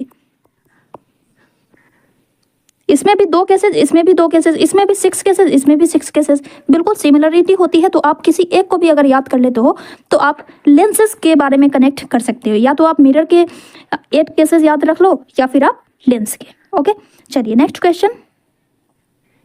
Write laws of refraction. Explain the same with the help of ray diagram when a ray of light passes through a rectangular glass slab. Laws of refraction क्या होता है? पहला laws of refraction में 2 laws हैं। पहला ये कहता है कि जब इंसिडेंट रे, रिफ्रैक्टेड रे एंड नॉर्मल, ये तीनों सेम प्लेन पे होनी चाहिए, ये तीनों सेम प्लेन पे लाई करते हैं। सेकंड लॉ ये कहता है कि जो रेशियो होता है साइन आई का, यानी कि एंगल ऑफ इंसिडेंस का जो रेशियो है वो, और एंगल ऑफ रिफ्रैक्शन का जो रेशियो है वो हमेशा कांस्टेंट रहेगा जब तक कि हम पेयर ऑफ मीडिया चेंज ना कर दें, जब तक कि हम पेयर ऑफ मीडिया ना चेंज कर दें या फिर हम लाइट का कलर ना चेंज कर दें। जब तक हम लाइट का कलर ना चेंज करें या फिर पेयर ऑफ मीडिया ना चेंज करें, तब तक ये वैल्यू जो है वो कांस्टेंट होनी चाहिए। इसे हम स्नेल्स लॉ भी कहते हैं। तो ये दोनों लॉज को आपको लिख देना है। उसके बाद explain the same with the help of रे diagram when a ray of light passes through a rectangular glass slab. जब कोई लाइट रे रेक्टेंगुलर ग्लास स्लैब से पास करती है तो ये लॉज ऑफ रिफ्रैक्शन को किस तरह से फॉलो करती है, इसे एक्सप्लेन करना है। ठीक है, तो आपको ये रे डायग्राम बना देना है और इसमें ये किस तरह से लॉज ऑफ रिफ्रैक्शन को फॉलो कर रही है। तो लुक एट दिस, यहाँ पे जब इंसिडेंट रे इंसिडेंट करती है तो जैसे ही ये ग्लास स्लैब में एंटर करती है तो ये नॉर्मल की तरफ बेंड हो जाती है, अपने एक्चुअल पाथ को छोड़ करके नॉर्मल की तरफ बेंड हो जाती है। फिर जब ये वापस से एयर में आती है तो फिर ये नॉर्मल से थोड़ी दूर भाग जाती है, जिसकी वजह से क्या होता है कि ये वाली emergent ray and incident ray ये दोनों एक दूसरे की पैरेलल हो जाती हैं। तो ये जो पैरेलल हो जा रही है ना, इंसिडेंट इमरजेंट रे के पैरेलल हो जाती हैं, ये इस बात को प्रूव करती है कि this satisfies the laws of refraction. Okay, तो बस इसी बात को आपको मेंशन कर देना है एंड ये डायग्राम बना देना है। ठीक है, सो यहाँ पे आंसर है, ये दोनों लॉज आपको मेंशन कर देने हैं एंड यहाँ पे नंबरिंग नहीं होगी, यहाँ पे इस क्वेश्चन का आंसर है। Okay, when a light ray passes through a rectangular glass slab the emergent rays are parallel to the incident ray because the extent of bending of the ray light at the opposite parallel interfaces are equal and opposite. This satisfies the laws of refraction. Okay, next question.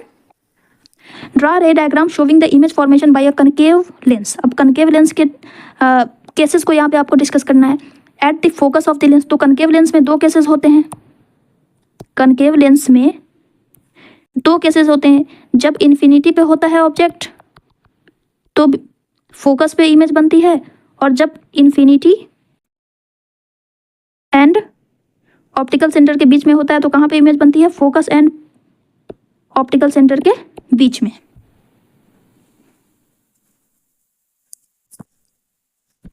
Okay, बस यही 2 cases होते हैं। तो इसमें first cases में focus and optical centre के बीच में बनेगी इमेज। सेकंड में focus and twice the focal length है, यानी कि f and 2f1, f1 and 2f1 के बीच में ऑब्जेक्ट है तो इसकी भी इमेज यहीं पे बनेगी। एंड जब beyond twice the focal length है, यानी कि बियॉन्ड 2f1 है तो भी यहीं पे इमेज बनेगी। तीनों केसेस का आपको रे डायग्राम बिल्कुल सेम बनेगा। You can look at this.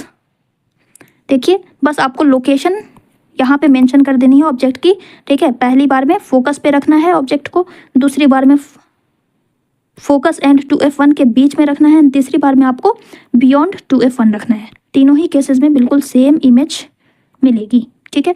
Next question, draw ray diagram showing the image formation bye convex mirror. अब यहाँ पे कन्वेक्स मिरर है, कन्वेक्स मिरर में भी दो केसेस होते हैं, कन्वेक्स मिरर में भी दो केसेस होते हैं। एक इन्फिनिटी पे, जब ऑब्जेक्ट इन्फिनिटी पे होता है तो फोकस पे इमेज मिलती है, एंड जब ऑब्जेक्ट इन्फिनिटी एंड ऑप्टिकल यहाँ पे मिरर है तो पोल होगा, इन्फिनिटी एंड पोल के बीच में जब होता है तो फोकस एंड पोल के बीच में इमेज मिलती है, ठीक है। तो बस आपको रे डायग्राम ड्रॉ कर देना है, लुक एट दिस, ठीक है। Next question, position and size भी आपको ध्यान में रखना है क्योंकि पोजीशन साइज भी पूछा जा सकता है, ठीक है। चलिए नेक्स्ट क्वेश्चन कह रहा है, the image of a candle flame formed by a lens is obtained on a screen. Screen पे ऑब्टेन हो रही है, दैट मीन्स कि यहीं से पता चल गया आपको कि ये कौन सा लेंस हो सकता है, कन्वेक्स लेंस हो सकता है, क्योंकि कनकेव लेंस में जो है इमेज हमेशा वर्चुअल एंड इरेक्ट बनती है और वर्चुअल इमेज कभी भी स्क्रीन पे ऑब्टेन नहीं होती है, ठीक है। तो दैट मीन्स कि यहाँ पे जो लेंस है वो कन्वेक्स लेंस है, ओके। आगे क्या कह रहा है कि on the other side of the lens, जब लेंस के दूसरे साइड में इमेज का फॉर्मेशन होता है, दैट मीन्स कि वो पॉजिटिव होगी, वी की वैल्यू पॉजिटिव होगी। इससे ये बात पता चल रही है। दूसरी बात ये पता चल रही है कि जब भी इमेज दूसरे साइड में बनती है तो दैट मीन्स कि वो इमेज का नेचर, उस इमेज का नेचर क्या होगा, रियल एंड इन्वर्टेड होगा, ठीक है। रियल एंड इन्वर्टेड होगा लेंस के केस में। अगर यहीं पे मिरर होता तो ये जो मिरर के पीछे जो बनती इमेज वो वर्चुअल एंड इरेक्ट होती, ठीक है। चलिए अब आगे क्या कह रहा है, if the image is 3 times the size of the flame, यानी कि यहाँ पे मैग्निफिकेशन दिया हुआ है एंड इन्वर्टेड है तो मैग्निफिकेशन नेगेटिव होगा, ओके। तो मैग्निफिकेशन को हम नेगेटिव में मेंशन करेंगे -3, 3 times तो -3 हो जाएगा of the flame and the distance between lens and image, यानी कि इमेज डिस्टेंस दिया हुआ है, वी की वैल्यू दी हुई है, बिकॉज इमेज राइट साइड में बन रही है इसलिए वी की वैल्यू पॉजिटिव होगी, +80 हो जाएगा, ठीक है। अब हमें बताना है कि eight what distance should the candle be placed from the lens. You की वैल्यू हमें निकालनी है, तो यू की वैल्यू हम कैसे निकालेंगे, एफ भी नहीं पता है तो मिरर फॉर्मूला तो अप्लाई नहीं कर सकते, इसलिए एम का फॉर्मूला अप्लाई करेंगे, मैग्निफिकेशन फॉर्मूला, ठीक है। तो एम इज इक्वल टू क्या होता है, वी बाई यू होता है लेंस में, है ना। मिरर होता तो -b बाई यू होता। एम की वैल्यू है -3 इज इक्वल टू वी की वैल्यू है +80 अपॉन यू, इसलिए यू इज इक्वल टू क्या हो जाएगा, -80/3, है ना। ये जो माइनस है वो इधर आ गया तो -80/3 हो जाएगा यू की वैल्यू, ओके। अब नेचर बताना है, and what is the nature of the image at a distance of 80 centimetre and the lens का भी नेचर बताना है। तो लेंस का नेचर बताने के लिए चलिए हम लोग फोकल लेंथ निकाल लेते हैं। वैसे तो हमें पता चल गया है नेचर लेंस का कन्वेक्स लेंस है, लेकिन फिर भी इस क्वेश्चन के अकॉर्डिंग हम फोकल लेंथ निकालेंगे, ओके। तो फोकल लेंथ के लिए हम ये फॉर्मूला अप्लाई करेंगे, 1/f is equal to 1/v plus 1/u, okay, -1/u तो 1/v, v की वैल्यू +80 है, 1/+80 -1/-80/3 है ना, -80/3, इसको पलट देंगे तो ये हो जाएगा 3/80, ठीक है। ये हो जाएगा 3/80, तो ये आपको 1/80 प्लस, क्योंकि माइनस माइनस प्लस हो गया ना, तो 3/80 हो जाएगा। अब 3 + 1 4/80 इसको आप करोगे तो ये हो जाएगा 1/20, इसलिए एफ इज इक्वल टू क्या हो गया 20 सेंटीमीटर, ठीक है। बिकॉज एफ की वैल्यू पॉजिटिव आई है तो this indicates that the nature of lens is convex, क्योंकि कन्वेक्स लेंस की फोकल लेंथ पॉजिटिव होती है, ठीक है। चलो नेक्स्ट क्वेश्चन देख लेते हैं। यहाँ पे आंसर है, आप देख सकते हो, फोकल लेंथ +20 सेंटीमीटर और कन्वेक्स लेंस है, ये इसी बात से पॉजिटिव वैल्यू आने की वजह से हमें पता चला, एंड इमेज का नेचर भी पता चल गया कि मैग्नीफाइड है। यहाँ पे इस बात से क्लियर होगी, 3 times मैग्निफिकेशन दिया हुआ है इसका, तो मैग्नीफाइड इमेज है, रियल एंड इन्वर्टेड है, ठीक है। चलो next question, size of image of an object by a mirror having a focal length of 20 centimetre is observe to be reduced दिया हुआ है to 1/3 of its size, at what distance the object has been placed from the mirror. अब यहाँ पे mirror दिया हुआ है, mirror का नेचर बताना है एंड इमेज का भी नेचर बताना है, ठीक है। तो यहाँ पे हम दोनों ही तरीके से सॉल्व करेंगे, पहले हम कनकेव मिरर से और तब कन्वेक्स मिरर से, ओके। तो कनकेव मिरर का फोकल लेंथ क्या होता है, निगेटिव होता है, राइट। तो फोकल लेंथ हम पहले कनकेव मिरर का लिखेंगे -20 सेंटीमीटर। मैग्निफिकेशन, अब बिकॉज यहाँ पे आप देखो कनकेव मिरर में जो 5 केसेस होते हैं उस पर रियल एंड इन्वर्टेड इमेज बनती है आगे की तरफ, ठीक है। और एक ऐसा केस होता है जिसमें वर्चुअल एंड इरेक्ट इमेज बनती है, ठीक है। तो वर्चुअल एंड इरेक्ट इमेज जब बनती है इस कंडीशन में जो इमेज बनती है वो इनलार्ज्ड बनती है, इनलार्ज्ड बनती है। बट यहाँ पे दिया हुआ है कि रिड्यूस्ड, इमेज का साइज रिड्यूस हुआ है, डिमिनिश्ड हुआ है। तो डिमिनिश्ड कब बनेगी? जब रियल एंड इन्वर्टेड इमेज होगी तभी। तो दैट मीन्स कि रियल एंड इन्वर्टेड है, इसलिए m की वैल्यू यहाँ पे हम -1/3 लिखेंगे। ठीक है, -1/3 लिखेंगे। अब हमें बताना है u की वैल्यू निकालनी है। तो पहले हम इस फॉर्मूला से u की वैल्यू निकालेंगे। m is equal to minus, because यहाँ पे मिरर दिया हुआ है इसलिए -b/u होगा। ठीक है, तो -1/3 is equal to -b/u। Okay, और -u इज इक्वल टू हो जाएगा, ये क्रॉस मल्टीप्लाई करेंगे तो -3b हो जाएगा। दैट मीन्स के u is equal to 3v। अब इस 3v को हम u के जगह पर पुट करेंगे मिरर फॉर्मूला में। u की वैल्यू आई है, u is equal to 3v। ठीक है, तो इसे हम पुट करेंगे मिरर फॉर्मूला में। तो 1/f इज इक्वल टू हो जाएगा 1/v प्लस 1/u हो जाएगा, क्योंकि मिरर है। ठीक है, तो इज इक्वल टू ये -20 है, f की वैल्यू -20 है, एंड 1/v प्लस 1/3v हो जाएगा। और 1/-20 इज इक्वल टू, इसे हम सॉल्व करेंगे तो ये हो जाएगा 3v, v 3 जा 3v, 3 plus 1 is equal to 4/3v। अब क्रॉस मल्टीप्लाई करेंगे तो ये हो जाएगा 3v इज इक्वल टू -80। 20 में 4 से मल्टीप्लाई कर दिया तो 80 हो गया। तो 3v क्या है? u है, यानी कि u is equal to -80 centimetre आया। एंड v अगर हम इससे निकालते हैं तो v इज इक्वल टू क्या हो गया? -80/3। ठीक है, तो v की वैल्यू निगेटिव है, दैट मीन्स के रियल एंड इन्वर्टेड है। इमेज का नेचर हमें पता चल गया। ठीक है, अब मिरर का नेचर बताना है हमें। फोकल लेंथ हमने लिया -20, दैट मीन्स के मिरर कौन सा होगा? कनकेव मिरर होगा। इसी तरह से कन्वेक्स मिरर लेकर के आप बनाओगे तो फोकल लेंथ हो जाएगा +20, और मैग्निफिकेशन हम यहाँ पे +1/3 लेंगे। तो इससे हम u की वैल्यू निकालेंगे। ठीक है, मिरर है तो -b/u देंगे, तो यहाँ पे हो जाएगा 1/3 इज इक्वल टू -v/u। इसलिए यहाँ पे u इज इक्वल टू हो जाएगा -3v। ओके, अब इसे हम मिरर फॉर्मूला में पुट करेंगे तो हो जाएगा 1/20 is equal to 1/v plus 1/-3v is equal to, ये हो जाएगा आपको 3v, 3 - 1 है ना, ये प्लस माइनस माइनस हो गया यहाँ पे -1। ओके, तो इसलिए ये हो जाएगा 2/3v, और 1/20 इज इक्वल टू 2/3v। और आप जब लिखोगे ना तो इसे 1/1 करके लिखोगे। मैं तो स्पेस के लिए यहाँ पे एक लाइन में 2 बार ये 2-3 बार इक्वल टू दे रही हूँ ना, आपको ऐसा नहीं करना है। जब आप इसे उतारोगे तो 1/1 करके लिखोगे। ठीक है, और 3v इज इक्वल टू हो जाएगा यहाँ पे 40, इसलिए v की वैल्यू क्या आ गई? 40/3, पॉजिटिव में आई है 40/3 centimetre. And u is equal to क्या है? -3v है ना, तो इसको हम -3v कर देंगे। u की वैल्यू हम निकालेंगे -3v, -3 इंटू v कितना है? 40 प्लस 40/3। अब इस 3 से ये 3 कट गया, -40 आ गया, -40। तो u की वैल्यू कितनी आ गई? -40 सेंटीमीटर। ये आपको बताना था एट वॉट डिस्टेंस, तो -40 आ गया, 40 सेंटीमीटर। एंड नेचर बताना है, तो बिकॉज v की वैल्यू पॉजिटिव आई है, दैट मीन्स के इमेज का नेचर क्या होगा? पॉजिटिव है। तो that means virtual and erect image बन रही है। और मिरर कौन सा है? तो कन्वेक्स है। ठीक है, वर्चुअल एंड इरेक्ट। ओके, यहाँ पे आप देख सकते हो फॉर कॉन्केव मिरर, यहाँ पे हमने निकाला है इसे, तो ये आएगा आपको -80/3। ओके, रियल एंड इन्वर्टेड है। एंड इसी तरह से आप कन्वेक्स मिरर का भी निकाल सकते हो। ठीक है, चलो अब नेक्स्ट क्वेश्चन देखते हैं। Define power of a lens. Lens का पावर डिफाइन करना है। तो लेंस का पावर किसको कहते हैं? Power is the ability. Power क्या होती है? एबिलिटी होती है लेंस की, है ना। Ability of a lens to bend the light rays जो उस पर पड़ती है, incident on it, light rays incident on it, है ना। क्या है ये? It is the ability of a lens to bend the light rays incident on it. Power is the reciprocal of focal length. Okay, इसे हम denote करते हैं P से। P से हम इसे रिप्रेजेंट करते हैं। इसका जो SI यूनिट होता है वो क्या होता है? SI unit of power dioptre होता है, जिसे हम D से, कैपिटल D से डिनोट करते हैं। What is its unit? तो डाइऑप्टर होता है। अब उसके बाद क्या बता रहा है आगे, क्या कह रहा है क्वेश्चन में? One student uses a lens of focal length 50 centimetre and another of -50 centimetre. What is the nature of the lens and it's power? तो फोकल लेंथ जब पॉजिटिव होता है, हमें पता है कि जब फोकल लेंथ पॉजिटिव है तो पावर भी पॉजिटिव होगा, है ना। तो पावर भी पॉजिटिव होगा और इस लेंस का नेचर क्या होगा? कन्वेक्स लेंस होगा। जब फोकल लेंथ निगेटिव है जब focal length and power negative है तो उस लेंस का नेचर क्या होगा, कन्वेक्स होगा।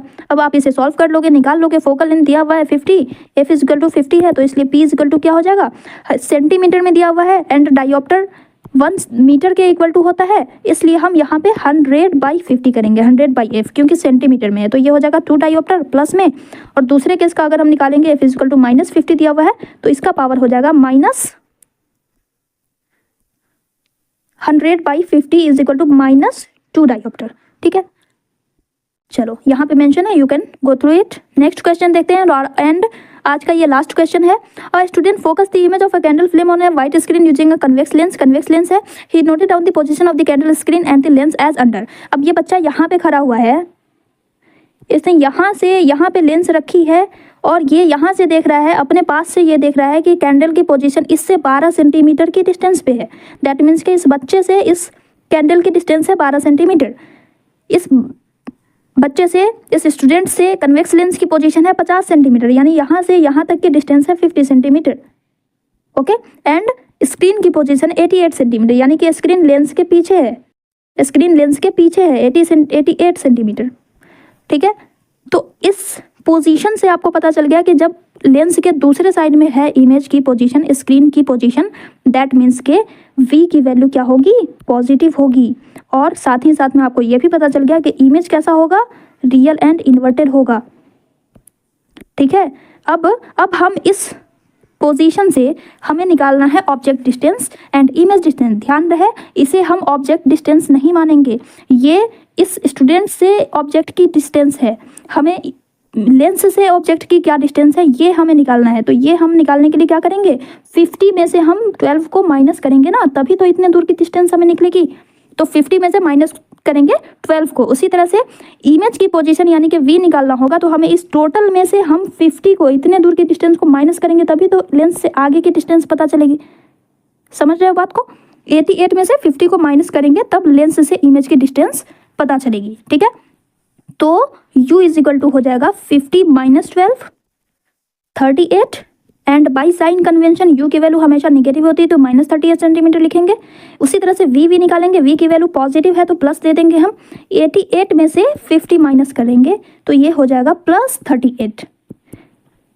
ओके, तो अब आप देखो u और v दोनों की पोजीशन बिल्कुल सेम है, डिस्टेंस बिल्कुल सेम है। दैट मीन्स क्या कि यहाँ पे 2f1 पे है ऑब्जेक्ट, तो उधर भी 2f2 पे इमेज बन रही है ना। तो यहाँ पे अब हमें निकालना है, फर्स्ट क्वेश्चन क्या कह रहा है, what is the focal length of the convex lens. तो इससे आप फोकल लेंथ निकालोगे, 1/f is equal to 1/v minus 1/u होता है लेंस के फॉर्मूला में, याद रखना है माइनस प्लस।